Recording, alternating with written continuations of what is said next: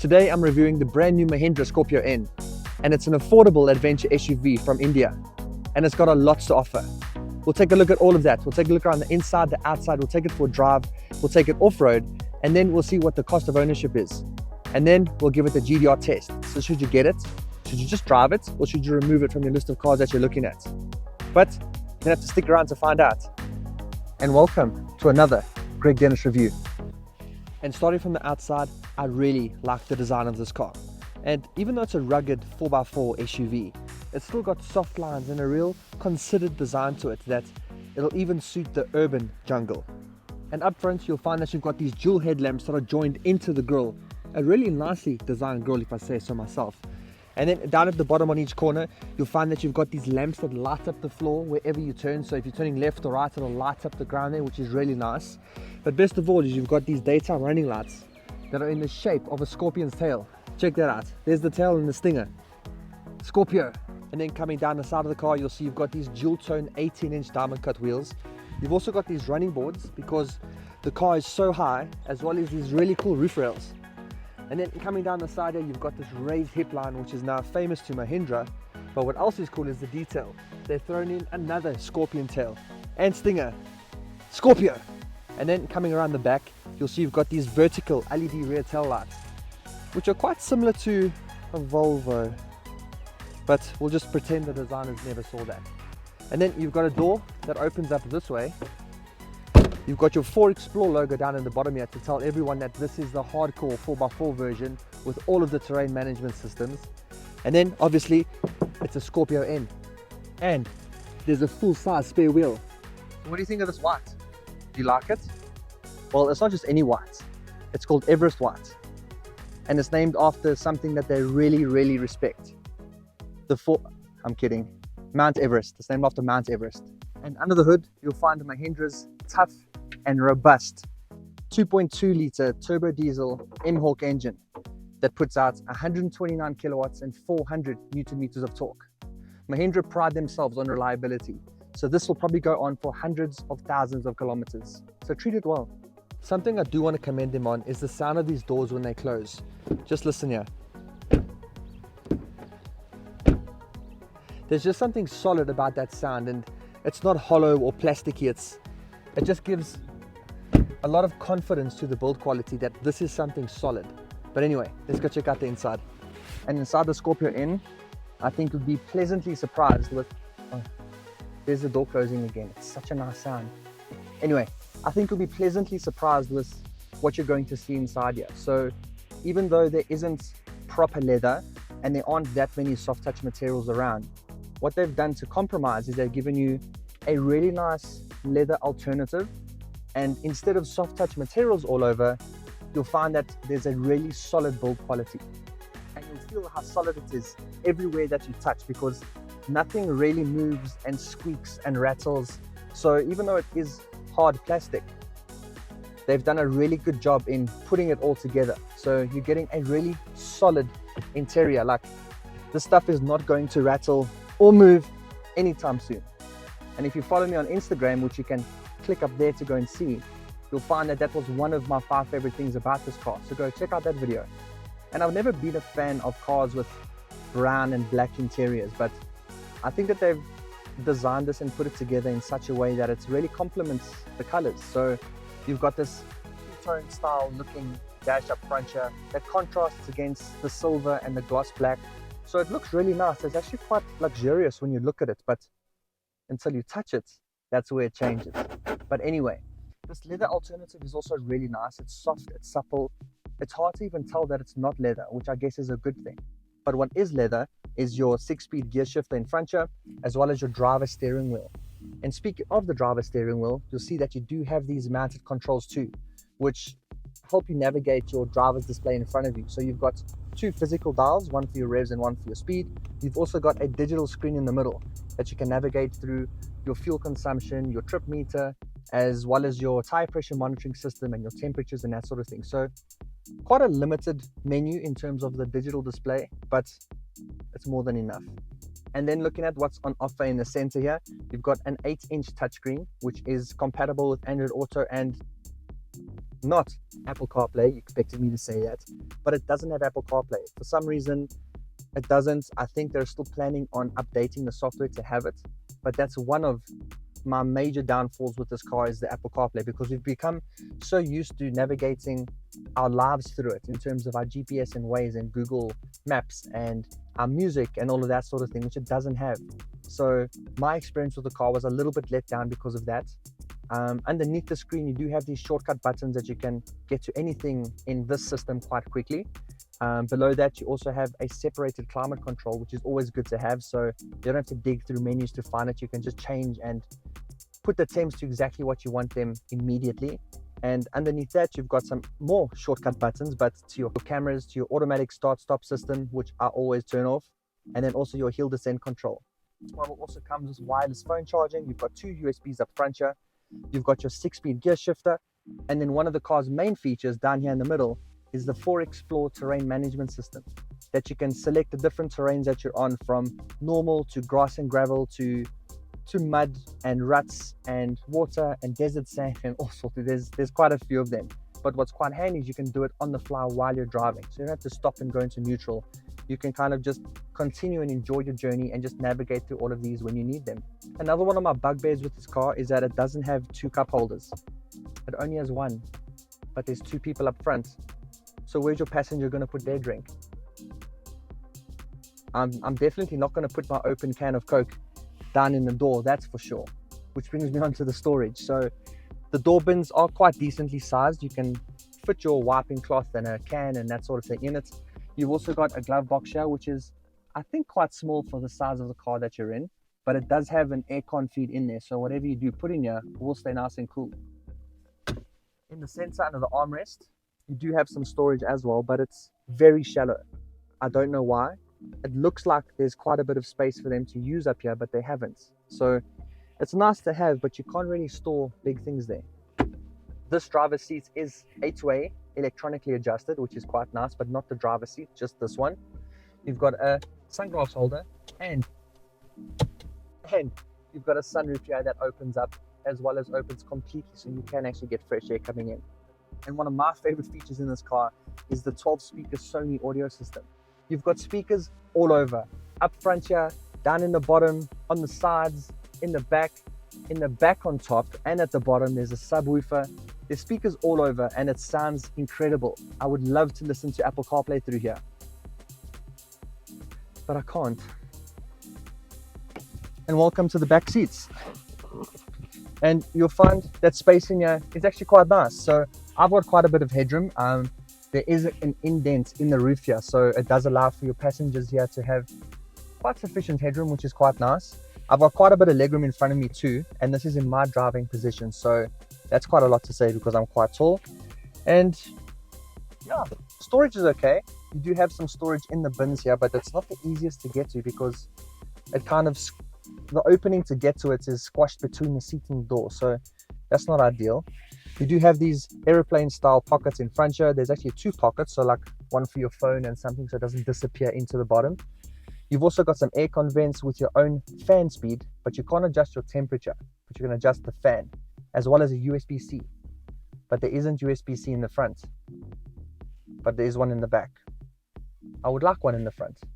There is also an armrest in the back here, and luckily for the passengers in the back, they get 2 cup holders, but not the driver and passenger. They have to share one. Lucky them.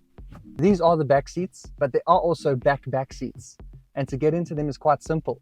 You simply lift up this lever, the seat falls forward, and fall forward again, and you climb in.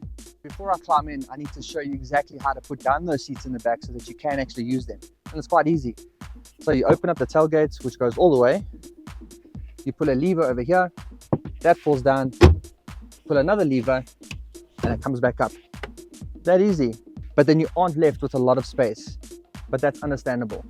And then getting into the back, it's quite easy to get into the back, but once you're in the back, it's quite tight. So this is definitely just for children, as I'll display here. Just mind my feet. Lift that up. Come on, headrest. I wish I get a production team to do this for me. And then you'll pull this up, but I will, so just there. And while my knees are almost into my chin, I have a headrest that's also creating some good lumbar support. So yeah, at least out here, and it's a nice feature to have. Oh, that was pretty good. Okay, so let's take the Scorpio N out for a drive. And the first thing that I've noticed, and I don't know if you can even hear it through the camera, is that it is actually quite noisy. And that's in terms of the actual engine. So yes, it is a turbo diesel, but it's quite loud. Not so clunky as an old bucky type diesel engine would be, but I think it's a little bit louder than what it should be. And I'm going to give it the benefits of the doubt, because at the price point, I don't think we'll need to be taking the sound of a noisy diesel engine over something that's quite affordable, because it might be noisy, but it does perform quite well. And by that, I mean you feel all of the 400 Newton meters of torque when you need them.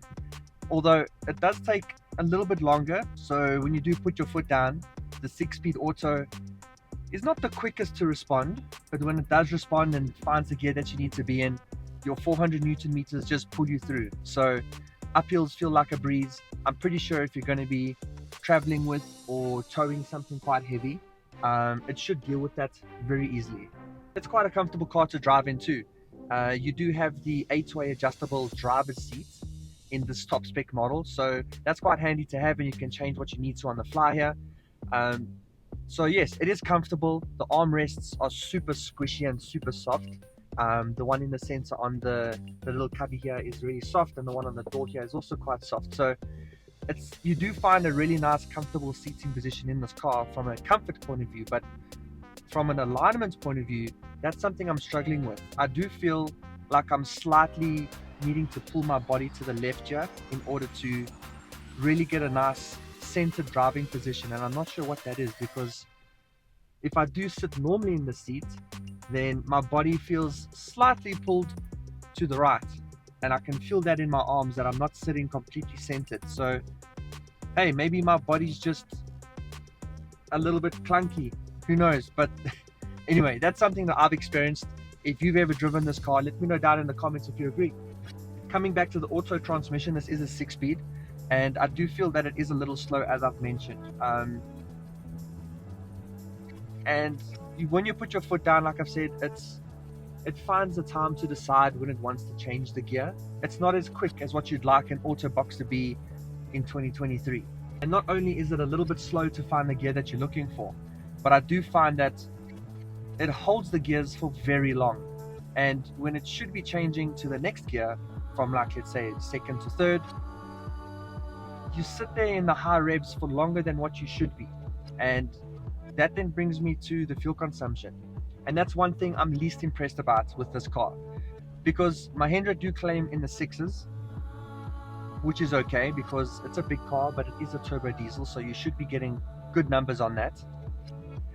But I'm nowhere close to that. I've been trying my best and to be quite frugal in my driving, and pulling off nicely, getting to speeds when I can, and just cruising, not really asking a lot from it. But I'm sitting between the 9s and the 10s. It's not dropping at all. I've reset it when I got the car. I've been driving nicely, but it's just not coming down. And it's not that it's just the fuel consumption showing that, but the fuel tank as well. Like, it's dropping significantly while I'm driving, and it's a clear indicator that it's heavy on juice. But if they got the transmission right, they might be able to save a couple kilometers here and there, because it does hold the gears, which means you're burning more fuel than what you should be. So if they got that fixed, then we might start seeing better numbers. And once you're cruising out in your top gear at a decent speed, it's a very comfortable car to be in, although it's a little bit shaky. That's something I must say. So when driving on the highway, it's not as smooth as what you would like an SUV to be. So you would expect the drive quality of an SUV to be a little bit smoother than what this is, especially on a highway where you're not asking a lot of it because it's a smooth road. But you do find that the suspension or just the platform itself, it doesn't absorb the bumps and abnormalities in the road as well as what you would like it to. So yes, this is built on a ladder frame chassis, so it just gives it a lot more rigidity and makes it a lot more stronger and just a little bit more reliable when you are asking a lot of it when you are off-road. So it makes it more rigid. It's a lot more of a stronger platform for a 4x4 SUV like this to be built on. Others would also just say that it's a bakkie based SUV, although this isn't a bakkie based because it's brand new from the ground up, so there's no bakkie yet. But I've got a sneaky suspicion that Mahindra's working on something to attack our bakkie market, but that's for another video. And because it is a little bit more rigid on-road, that can be forgiven because it's very strong off-road. So that's kind of the way up that you've got here. So the Scorpio N does come with quite a few safety and driving convenience features. So you do have obviously traction control, you've got your cruise control, as well as the hill descent control. And then when going off-road, you do have rollover mitigation. So that's going to help the car on its stability so that you don't find yourself on your roof. And then on long distances and things with trailers, you do also have trailer sway mitigation. So if the car feels like there's any sort of irritational movements from the back from the trailer, it'll try and mitigate that from the front here by adjusting, and I think that's quite cool. And it would also detect if you're falling asleep because it does have a drowsiness detector, which is also quite handy to have on long distances. So yeah, it's got your back. And then just being able to monitor and look at things about the car while you're driving. You do have tire pressure monitoring system as well as the tire temperature monitors. So that's something you can navigate through the digital screen in front of you here. And that again is also quite cool to have. Unfortunately, there aren't any different drive modes per se in this car, but that's because it's the 4x4 model. But if you do get the 4x2 model, then you're open to 3 different drive modes: zip, zap, and zoom, which I think is actually quite cool. But it would be nice if that was available on the other models too. And then, as I said earlier, I would speak a little bit more about the start-stop system. So you'll see now that if I do stop the car will turn off.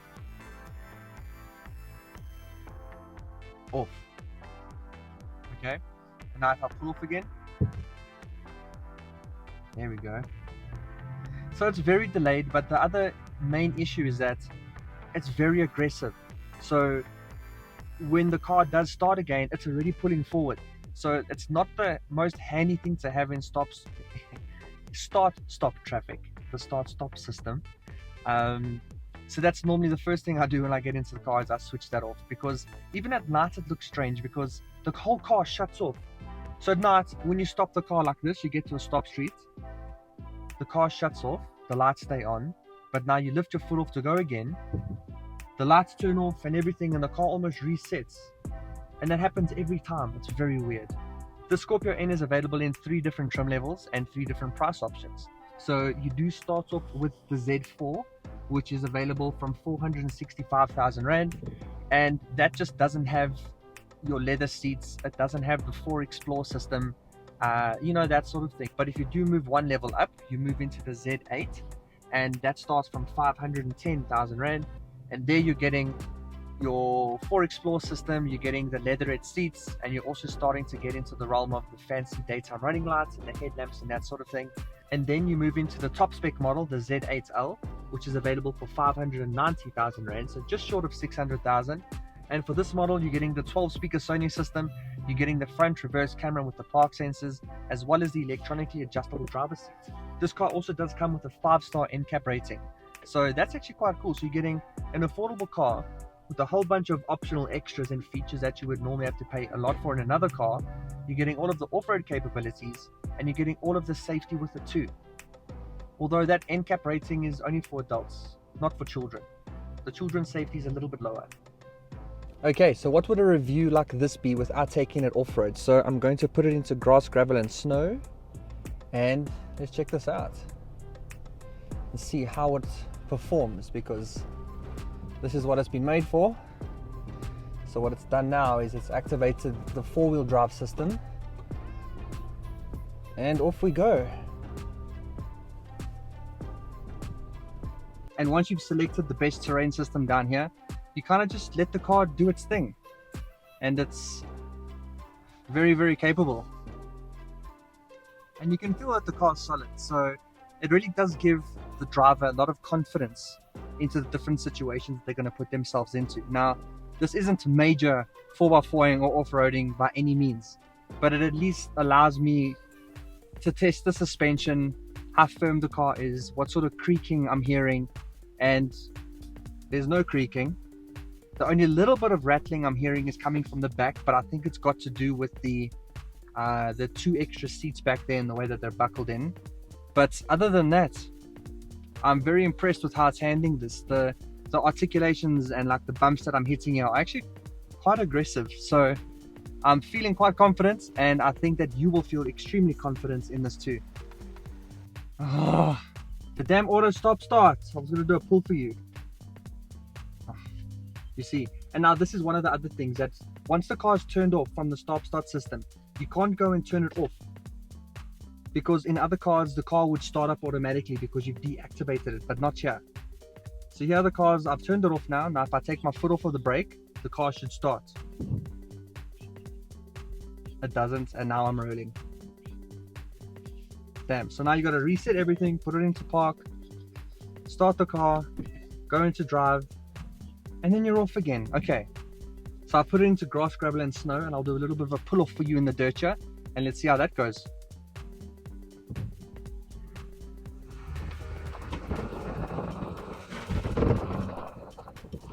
Quite cool. You can feel that the accelerator is a lot damped, because it obviously wants to try and control you through the terrain a little bit more, but there was 0 wheel spin there, and this is on gravel and dirt, so that was quite cool.